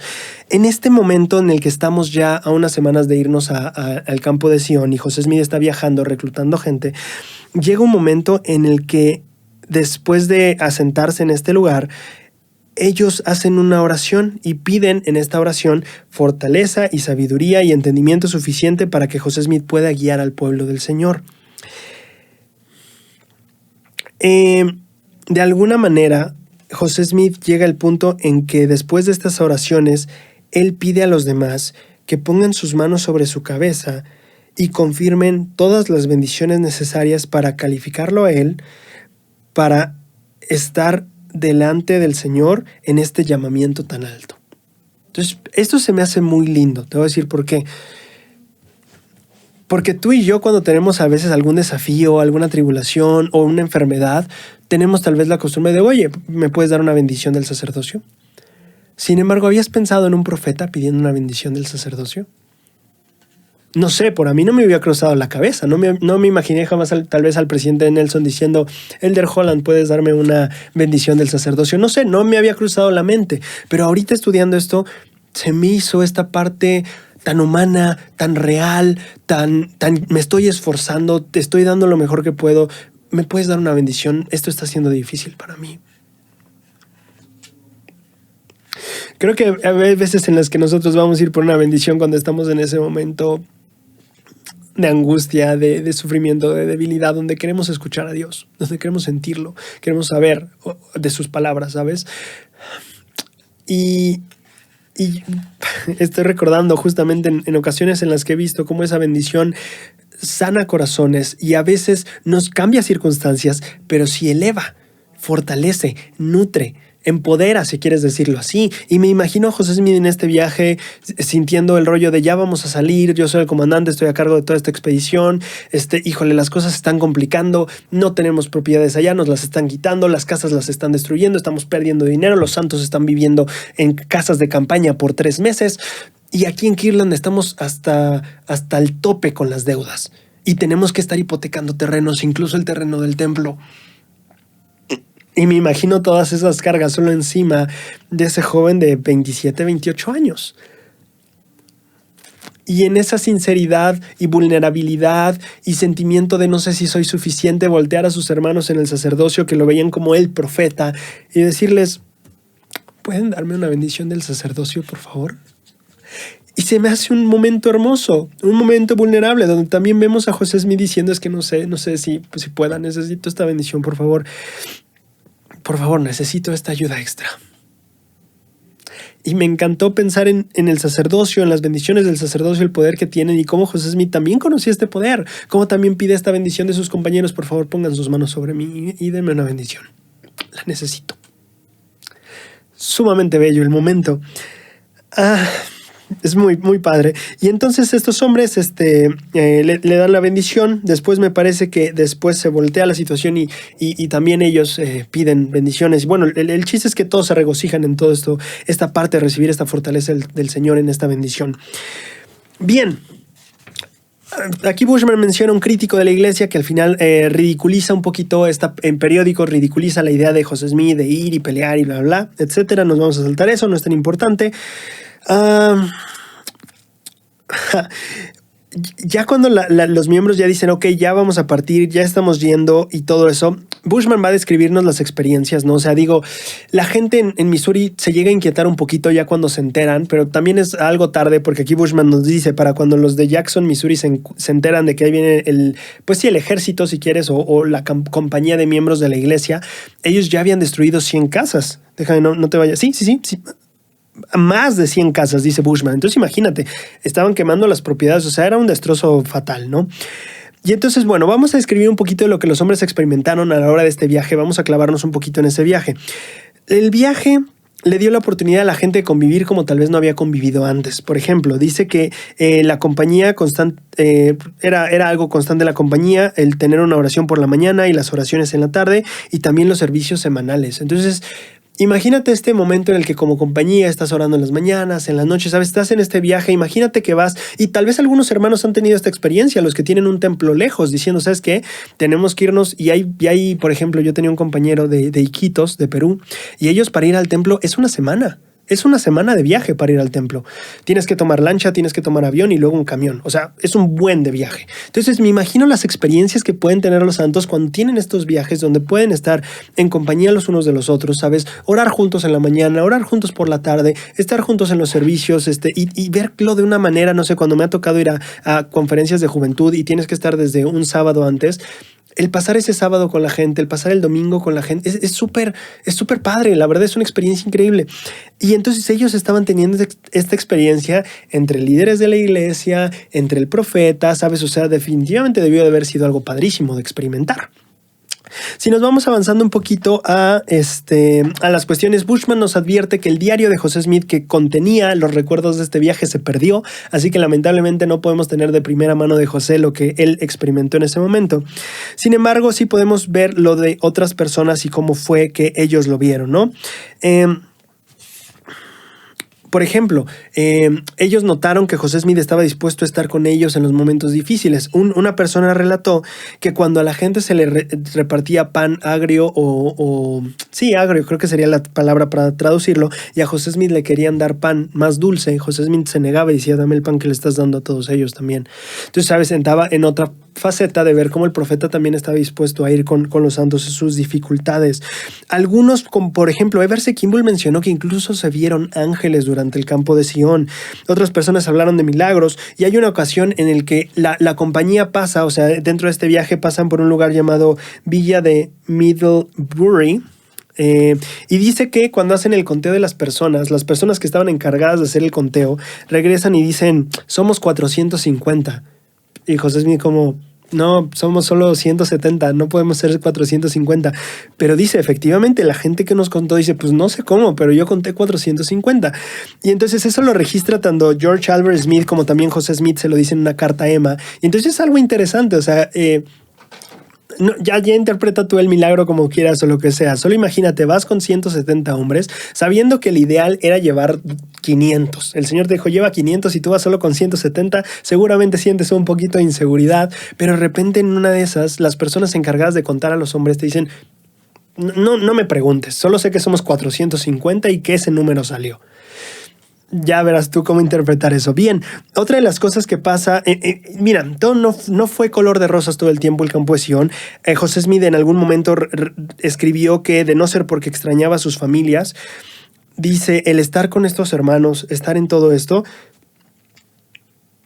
con estos hombres sinceros, esta sería el mejor o más feliz momento de todas nuestras vidas. Esas fueron las palabras que José Smith escribió a Emma. Dice, de no ser porque estamos lejos de nuestras familias, este tiempo que estamos viajando juntos con estas personas, en estas praderas, en estos campos, de no ser por lo de que nuestras familias, este sería el momento más feliz de nuestras vidas. Entonces podemos ver también la unidad que llegó a sentirse en el campo de Sion y lo bonito que fue.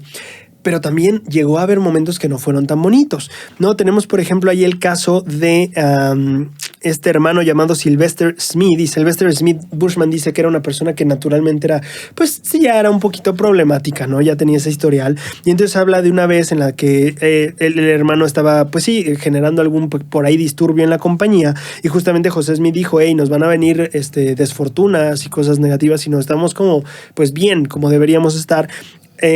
George Albert Smith dice que a la mañana siguiente todos los caballos estuvieron mal.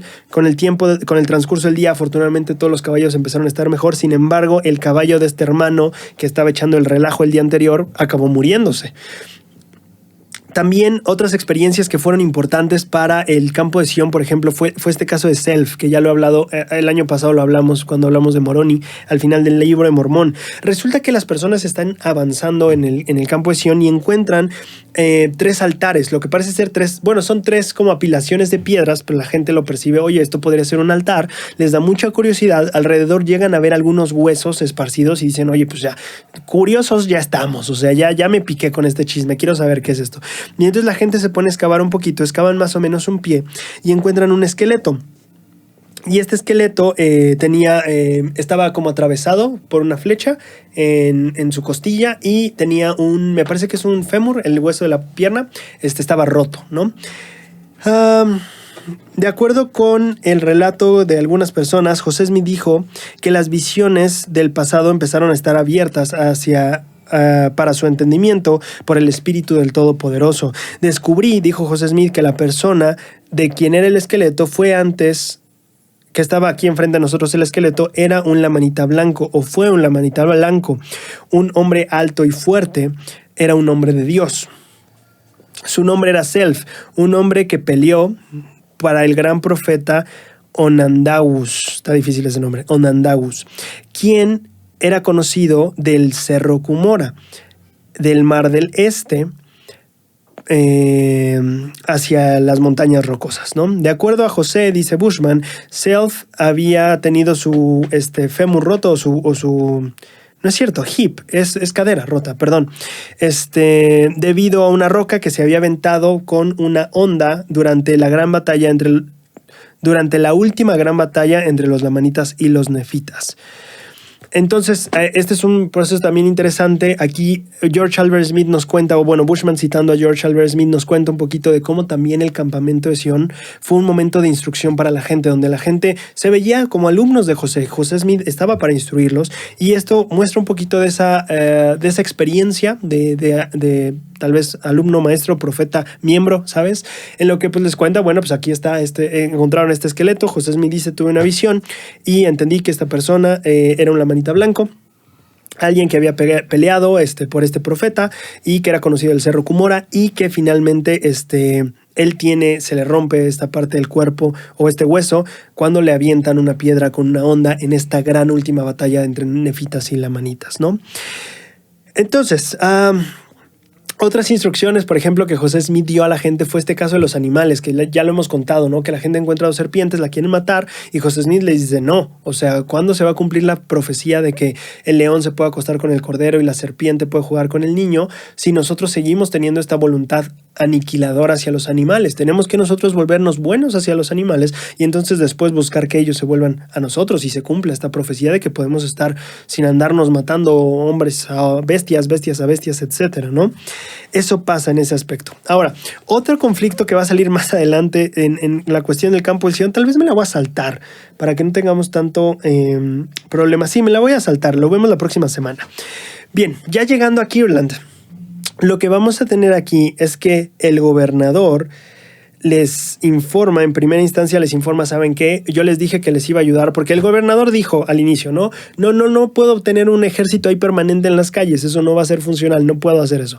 Pero parece ser que los santos habían entendido que lo que sí el gobernador les iba a ayudar es a escoltarlos de vuelta, es decir, que los santos pudieran entrar otra vez a Missouri, que el gobernador pusiera a los militares ahí, nada más en lo que llegaban y después ya que se fueran y los santos nada más se quedaban ya a cuidar, esto que era el campo de Sion, ellos ya se iban a quedar más como a cuidar nada más, que se mantuviera el orden, justo lo que él había dicho, yo no puedo tener un ejército ahí, decimos, ok, lo ponemos nosotros, pero tú nos ayudas a escoltar a la gente de vuelta, ¿no? Para que esté ahí como el apoyo del gobierno. Bueno, Dunklin les informa que ya tampoco va a hacer eso, tampoco los va a escoltar de vuelta, ¿no? Primer dato. Ok, por otro lado, eso en el campo de Sion. Por el otro lado, la gente en Missouri todavía estaba negociando y buscando acuerdos. En este caso ya tenían también dos miembros de la iglesia que eran abogados que estaban trabajando en la negociación de cómo iban a recuperar las tierras y todo eso. Entonces resulta que en el lado de Missouri, obviamente la gente todavía estaba bastante molesta. O sea, lo que querían es, ¿sabes qué? Si vamos a arreglar esto pacífico, véndeme todo y vete. O sea, véndemelo, te lo compro, llévate el dinero y vete, pero ya vete. O sea, te lo compro, toma el dinero, pero ya desaparece, ¿no? Y justamente los santos, pues no era su tierra prometida, no querían hacer eso, ¿no? En el otro lado dice, algún ministro del condado de Clay dijo que los mormones deberían largarse, perdón, no, ¿cómo sería esta traducción mejor? Deberían, pues sí, hacerse a un lado o se les debía de hacer a un lado, ¿sabes? O sea, o se quitan o te quito, ¿no? Esa era como la postura de este ministro. Las personas fíjate, esta fue interesante. Finalmente las personas en el condado de Jackson, o más bien los abogados, perdón, dame un segundo. Ya, claro, los abogados calman un poquito más a la gente y la gente del condado de Jackson al final dice, mira, ¿sabes qué? Te tengo una propuesta. La primera propuesta de que te compre las tierras y te vayas no te gusta, te tengo una mejor. Te las compro al doble de precio y ya te vas. Al doble de precio. Véndemelas al doble de precio, pero ya vete, ¿no? O, si quieres, te doy otra opción. Te dejo comprar todo. O sea, imagínate, escucha esto. Si tú eres el miembro de la iglesia que está tratando de, pues, establecer Sion ahí y de repente el condado te dice, te puedo vender todo lo que falta, pero me lo compras al doble de precio también. Entonces era la oferta final de la gente de Missouri y dijeron, ¿sabes qué? Te lo compro todo al doble de precio para que le saques dinero, o sea, sácale una ganancia y ya vete, ¿no? O sea, te tratamos bien con esa ganancia que te estamos dando. O si quieres comprarnos todo, adelante, pero al doble de precio también. Pues era un imposible. O sea, la iglesia estaba en quiebra, ¿no? Ahorita estaba en una situación que no tenía dinero y no podía. Ahí, fíjate que lo que me pareció muy interesante Gilbert, que es la persona, Sidney Gilbert, que es la persona que ha estado negociando, que era la persona que era dueña de la tienda ahí en Missouri, que entraron y le quitaron las cosas y se las tiraron y también pues sufrió todos estos abusos en Missouri. Gilbert dijo que vender esas herencias en Sion sería como vender a sus hijos para ser esclavos. Así lo percibían los santos, es que no puedo vender. Pero era justo lo que querían los misurianos. Decían, véndenos y ya vete, te damos dinero de más, pero ya vete. Bueno, en fin, es que la iglesia o los líderes de la iglesia regresan con una contrapropuesta y le dicen, ¿sabes qué? Sí te compro todo, pero te lo compro a precio normal y dame un año para pagarlo. Pero la ventaja que tienes tú es que yo me voy de aquí durante un año. Y yo siento que esa era una muy buena propuesta, porque imagínate los santos decir, ¿sabes qué? Te vamos a dejar aquí solo en el condado, nosotros nos largamos por un año y en un año yo te pago todo y ya me dejas venir y tú en un año tienes para ver a dónde te vas a mudar. Me parecía esa muy buena propuesta, o sea, yo siento que esa era una propuesta ideal. O sea, si la gente decía, sí quiero, o sea, ya me voy un año, ve dónde vives tú, luego en un año te vas, yo vengo en un año y te pago todo y ya te vas a otro nuevo lugar con el dinero de tus tierras y ya, ¿no? Me pareció una muy buena propuesta. Sin embargo, lo que pasa es que no se hunde. Durante el proceso de esta negociación, ya que se habían planteado estas propuestas, se hunde un barco y varias personas quedan muertas. Y los rumores fueron muy rápidos en decir, los mormones hicieron esto. Y entonces eso nuevamente, esta situación que ya se estaba calmando y llegándose a un acuerdo, una negociación, de repente otra vez se rompen lazos de negociación porque la gente sintió, los mormones empezaron a matar gente otra vez, ¿no? Y entonces otra vez se vuelve a hacer el relajo tan cerca que estuvimos de un buen acuerdo y pues no se pudo hacer, ¿no? Por ahí hay una nota interesante porque hay una persona que decía, que una de las personas que lamentablemente murió en el barco, ¿no? Decía que él iba a ser comido por águilas si no ponía en su lugar a José Smith y a los santos, ¿no? Y José Smith acaba escribiendo en parte de su historia y su diario que pues esta persona efectivamente muere, se lo lleva a la corriente hasta que en el río se muere, se lo lleva a la corriente hasta que finalmente vara en un lugar y efectivamente los buitres y los animales se comen su esqueleto, su cuerpo hasta que queden huesos, ¿no? Entonces dice, bueno, cumpliendo sus mismas palabras, pues ya está, ¿no? Bien. Cuando los santos ya están llegando al campo de Sion, resulta que los misurianos ya se preparan para contrarrestar ese ataque y resulta que las personas les advierten a los santos, esta noche va a haber una masacre. Lo que pasa esta noche del jueves 19 de junio es que cae una lluvia tremenda y brutal. Una lluvia que las personas que venían de Missouri para atacar al campo de Sion no logran cruzar el río ya porque el río está súper inundado, desbordado, etcétera. Imposible de cruzar. Y por otro lado, los santos tampoco les fue tan bien. Digo, al final la lluvia cae sobre todos, ¿no? Entonces los santos, dice Bushman, apenas lograron pasar la noche. Y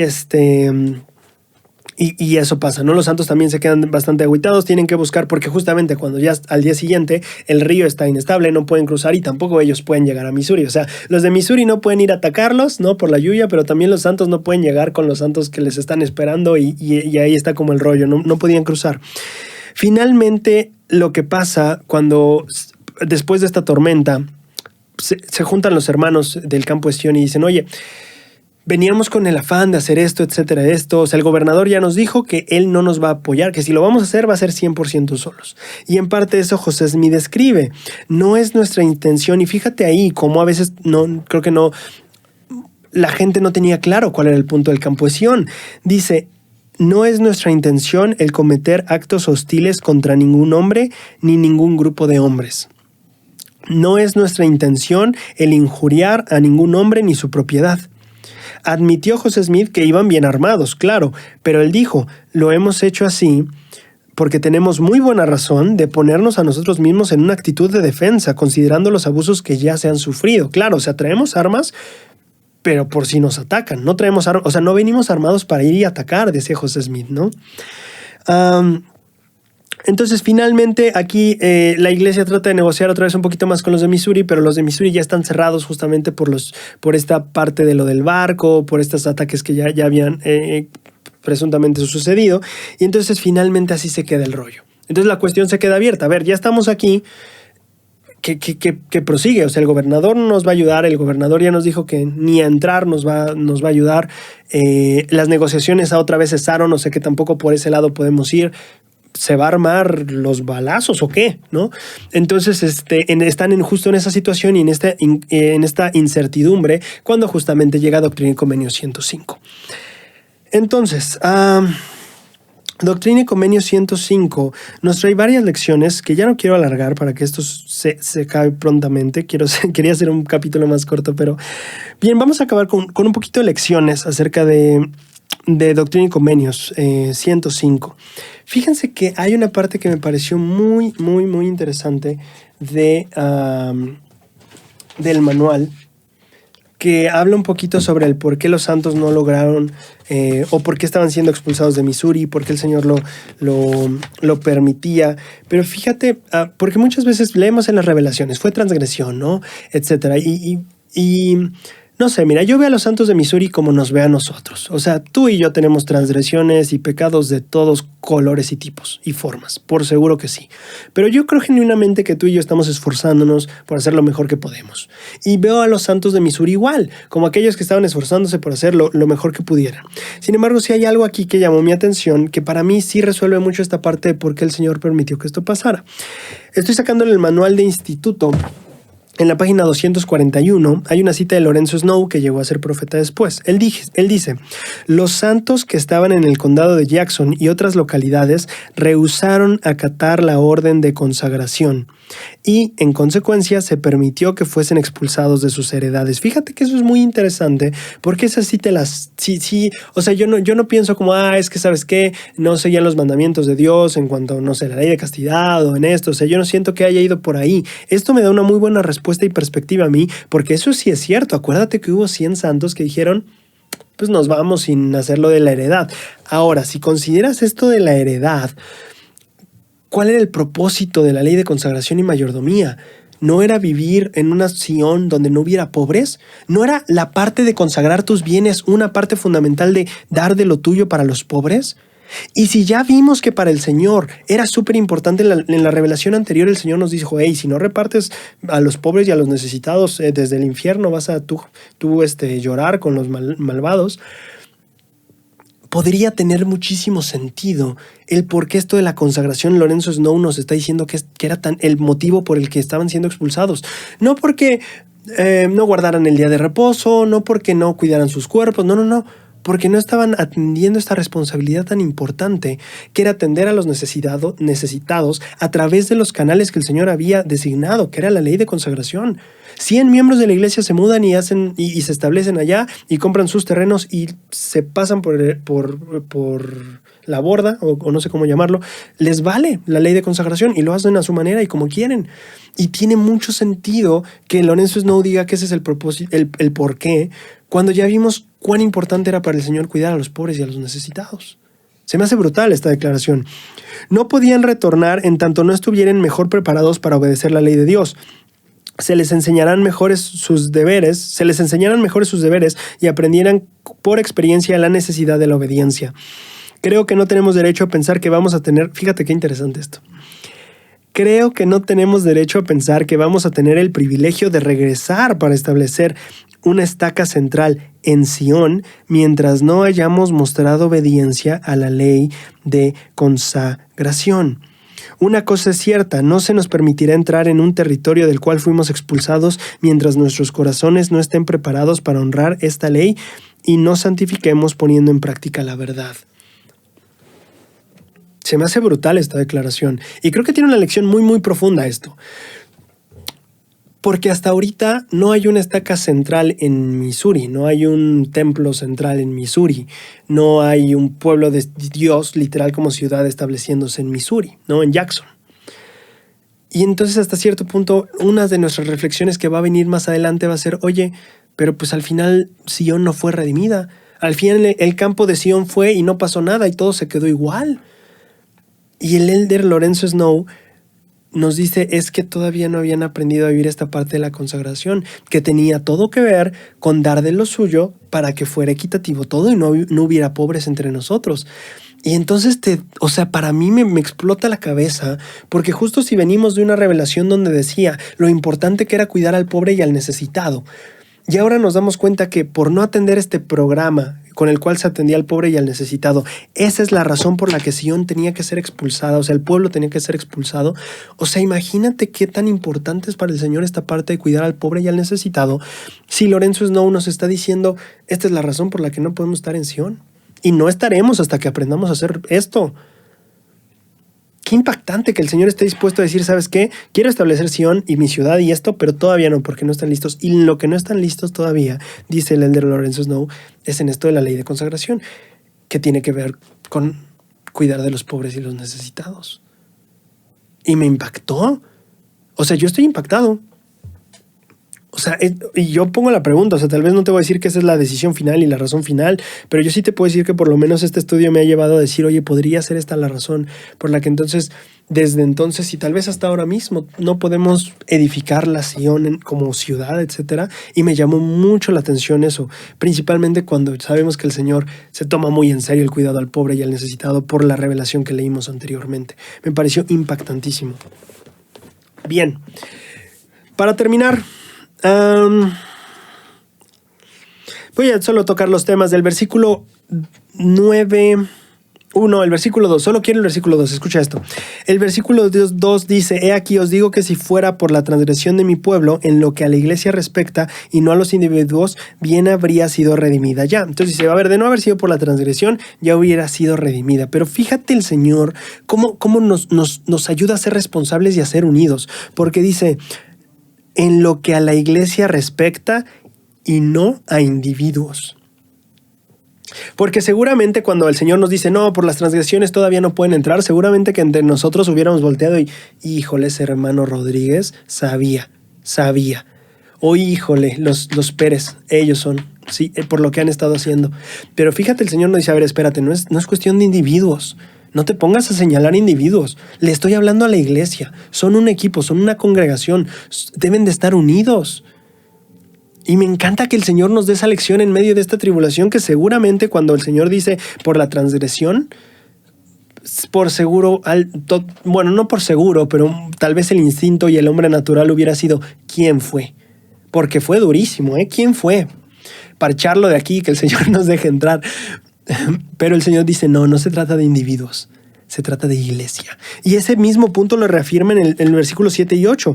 No hablo de aquellos que son designados para guiar a mi pueblo, los cuales son los primeros élderes en mi iglesia, porque no todos están bajo esta condenación. Es decir, no hablo de estos élderes, no todos están en ello, sino hablo a mi iglesia en general. Qué interesante. O sea, te dice, sí, hay algunos élderes que lo han hecho bien, otros que no, pero no estoy hablando de esto, estoy hablando de, otra vez, la iglesia en general. Entonces, fíjate, ni la membresía entre nosotros debíamos de estarnos culpando, pero tampoco los líderes deberían de estar diciendo, bueno, pues yo lo hago bien, no, son ellos. Somos una iglesia. Debemos estar trabajando juntos, estarnos viendo justamente como este equipo, ¿no? Entonces me llama mucho la atención eso que el Señor dice, no se trata de individuos, se trata de la iglesia entera. Entonces ahí viene la parte de, oye, ¿cuál es mi responsabilidad? ¿No? De decir, Señor, soy yo, y si no soy yo plenamente, ¿en qué parte sí soy yo? O sea, ¿en qué porción sí soy yo? ¿O en qué porción yo podría hacer algo para mejorar toda esta situación a nivel iglesia? Me encanta que el Señor nos dé esta perspectiva de, hey, no es unos contra otros, es todos juntos y vamos a ver cómo lo hacemos mejor. Me encanta esta lección, me fascina esta lección. Estoy enamorado de esta lección y cómo cambia nuestra perspectiva a la hora de que como iglesia afrontamos retos. ¿Cuál es mi parte? No me pongo a señalar al individuo que creo que tiene la más culpa. Digo, ¿cuál es mi responsabilidad y dónde yo puedo mejorar? Me encanta. Tenemos que pensarnos como iglesia y no solo como individuos. Me encanta esa lección. Bien, ahora sí, ya todo lo demás lo voy a narrar. Fíjate que hay partes... Por ejemplo, del versículo 9 al 11 de esta última sección de 105, explica que debemos esperar a que debemos esperar la redención de Israel, de Sion, principalmente porque debemos esperar la investidura, eso que tenía que ver con el templo, ¿no? Entonces justamente ahí el Señor lo recalca, todavía no es tiempo, no es rollo de pelear. Y fíjate, en el versículo 14 dice, no exijo de sus manos que peleen, porque yo he dicho que yo pelearé las batallas. Entonces fíjate ahí qué interesante, porque justo lo que quiero sí dejar aquí bastante claro, es que por lo menos yo antes de empezar el estudio, sí tenía esta visión de que, pues el Señor les dijo vayan a pelear y al final fracasaron. Y ahora veo diferente porque digo, pues yo en ningún momento, y así como el Señor dice, no exijo de sus manos que peleen, yo les dije que yo iba a pelear, o sea, ¿quién les metió a ustedes en la cabeza que ustedes venían a pelear? Y yo digo, espérate, vamos a ver las revelaciones con cuidado. Y digo, oye, sí es cierto, en la revelación que muchos dicen que el Señor autorizó y vaya al campo de Sion y peleen, yo nunca vi del Señor las palabras peleen, vayan a pelear. El Señor dice, vayan a comprar tierras y si vuelven a sacaros, ahí sí peleas o ahí sí me vengarás, es lo que dice, ¿no? Pero no dice vayan inicialmente a pelear. Y entonces me parece muy interesante porque si debe, o al menos yo por lo menos sí cambié mi perspectiva de pensar, oye, el campo de Sion tal vez fue, pues no, o sea, iban a ir a pelear y al final no hicieron nada. Y es como, no, espérate, es que, pues no sé, el Señor en primer lugar les dijo que fueran a pelear. O sea, les dio la luz verde para ve y pelea. No les dijo ve y compra tierras. Y eso me pareció muy interesante. El versículo 24, estoy fascinado por el versículo 24. Y sí quiero pararme solo un poquito. No habléis de juicios ni os jactéis de vuestra fe y obras poderosas. Fíjate qué interesante. La lección pasada justamente estábamos viendo que algo que tuvimos que aprender como iglesia fue, sí somos la iglesia verdadera, pero no podemos llegar diciendo, oye, tu tierra me pertenece. No puedes hacer eso. Tienes que verte en un contexto de, oye, todos aquí tenemos creencias diferentes, así como pedimos respeto por las nuestras, tenemos que respetar las de ellos. Y sabes, o sea, aprendimos a ver esta visión de justo lo que el Señor está aterrizando aquí. No te jactes de tu fe, ni de lo que has, ni de las obras maravillosas. No es como, no, es que somos la iglesia verdadera y pues aquí te toca torcer a ti la mano, como decimos aquí en México, ¿no?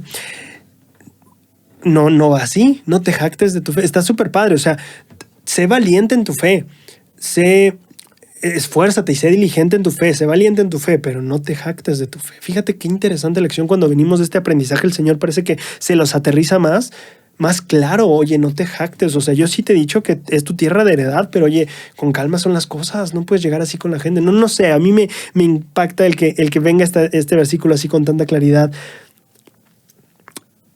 No te jactes de tu fe, sino congrégate con cuidado o cuidadosamente. Qué interesante enseñanza del Señor en esta parte. Bien, aquí solo quiero acabar con justamente lo abierto que queda interpretación al final, la sección 105, porque por un lado podemos leer nosotros los versículos 26 al 30, no es cierto, claro, del 26 al 32, donde más que nada está hablando de que el ejército llegue a ser más grande. Y el lenguaje que ocupa es eso. Después compren tierras, o sea, dejen que el ejército se haga más grande. Compren tierras. Y después de comprar los terrenos, yo no tengo problema si ustedes toman posesión de sus propios terrenos que previamente compraron con su dinero, si están derribando las torres de sus enemigos que están sobre ellos y esparcen a sus atacantes y me vengan. O sea, cometan la venganza, ¿no? O ejecuten la venganza. El Señor dice, yo no tengo problema si ustedes hacen eso.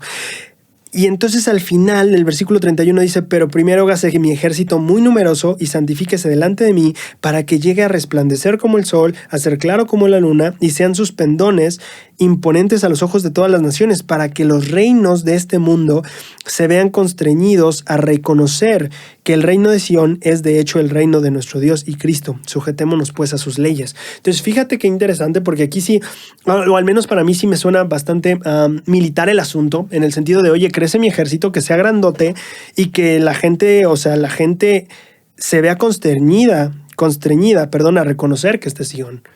Y aquí parece tener un enfoque militar un poquito, ¿no? Deja que crezca el ejército, hazlo más grande el ejército, que resplandezca el ejército. Pero por el otro lado, si te vas a los versículos 38, 39 y 40, encuentras, de nuevo os digo, proponed la paz, no solamente a la gente que os ha afligido, sino a todos.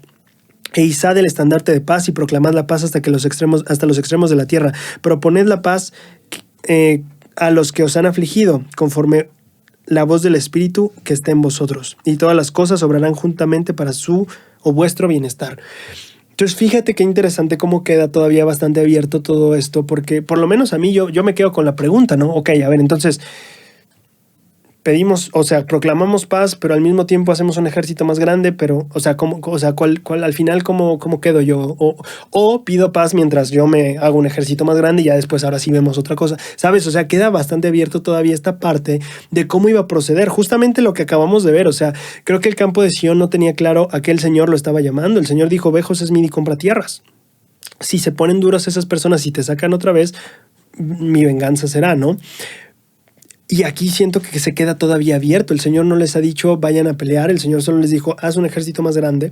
Y el Señor les dijo proclama la paz, pide la paz, ¿no? De nuevo, proponed la paz, es la palabra que ocupa. Entonces de nuevo queda bastante abierto pues todavía no nos ha dicho el Señor exactamente qué va a pasar, ni cómo, ni qué quiere.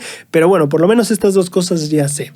Y quiero acabar un poquito con esta lección. Ya después acabamos de ver lo que pasó con el campo de Sion la siguiente semana, para que no se alargue tanto esto. Justamente muchas veces en la vida podemos quedarnos así, con esa parte de, ok, entonces, o sea, como ya no estoy muy seguro, voy por A o voy por B, y el Señor muchas veces es como, pues te estoy diciendo que hagas A y B al mismo tiempo, o sea, crees este ejército, pero también proclama la paz, y entonces, bueno, ok, podemos hacerlo. Yo quiero hablar un poquito solo de estos momentos en los que podría ser confuso para nosotros en algunas ocasiones. Quiero que nos regresemos un poquito en la historia para compartirles mi versículo de poder. Si nosotros pensamos en Doctrina y Convenio 103, cuando el Señor les está diciendo, ¿sabes qué? Ve y recluta gente y empieza a traer todos para que se haga esta compañía. Les dice a la gente, tú ve para allá y tú ve para acá. Y al final del versículo 40 viene esta lección. Vayan juntos mis siervos Orson Hyde, Orson Pratt, a donde les aconseje mi siervo José Smith, hijo, para realizar el cumplimiento de estos mandamientos que os he dado. Y dejad en mis manos lo que resta. Eso me encanta. Realiza el cumplimiento de esto que te estoy diciendo y deja en mis manos lo que resta. Entonces muchas veces, justo como acabamos esta sección, podríamos sentirnos como ya no entendí, no estoy muy seguro de a dónde tengo que ir. No estoy muy seguro de qué hacer con mi vida, no estoy muy seguro de las decisiones que debo de tomar. O si recordamos a Jimena, que nos contaba en su versículo de poder, muchas veces pido respuesta y parece que simplemente no sé para dónde voy. El Señor dice y responde a nosotros en este momento en el que piensa en Orson Hyde y en Orson Pratt. Orson Pratt es el hermano menor de Parley P. Pratt. Y imagínate ver a tu hermano menor venir y decir, ¿sabes qué? Nos está yendo terrible allá, ya llevo 3 meses viviendo en una casa de campaña, apenas estamos sobreviviendo, la gente no tiene dinero, nos han hecho esto y esto y esto, y entonces tú tienes también esta responsabilidad de, oye, no inventes, mi hermano está viviendo esto, quiero ayudarlo y todo eso, y a Orson Hyde el Señor le dice, tú haz lo que te estoy diciendo y despreocúpate de todo lo demás, va a estar bien. Dejad en mis manos lo que resta, así sea, dice el Señor. Entonces creo que esta es una lección al final de nosotros cuando estamos enfrentando conflictos, cuando estamos viendo problemas tal vez que se están gestando frente a nosotros, tal vez problemas que se van a hacer más grandes, cuando como Jimena nos decía en el principio, oye, ¿sabes? No siento una respuesta, no siento a dónde ir. Podemos confiar en estas dos cosas que nos está diciendo tanto el Señor como Jimena. Jimena nos dijo, Dios escucha nuestras oraciones y lo más importante es que aprendí a dejar en sus manos nuestras dificultades porque Él siempre tomará la mejor opción como respuesta. Y el Señor también en esta lección, que es mi versículo de poder, Él dice, guarda mis mandamientos y dejad en mis manos lo que resta. Creo que la lección que nos enseña el campo de Sion es confía en Dios, confía en lo que Él puede hacer, confía en cómo Él puede guiarte, confía en lo que tal vez no entiendes todo todavía, pero lo que sí ya entiendes y sabes cómo hacer, hazlo. Guarda esos mandamientos que ya te aclaré, que ya te enseñé, guarda, y lo demás déjalo en mis manos. Y como dice Jimena, Él siempre va a escoger la mejor opción y guiarnos por esa mejor opción que Él ya conoce y ya sabe. Espero que hayas disfrutado muchísimo esta lección. Nos vemos la siguiente semana para aprender más lecciones más del campo de Sion. Hasta luego. Se quedan lazos rotos, hilos al aire van. Esta es la peor guerra que he tenido que enfrentar. El mundo se aglutina, un falso cielo hay, y aunque las cuerdas me atan, yo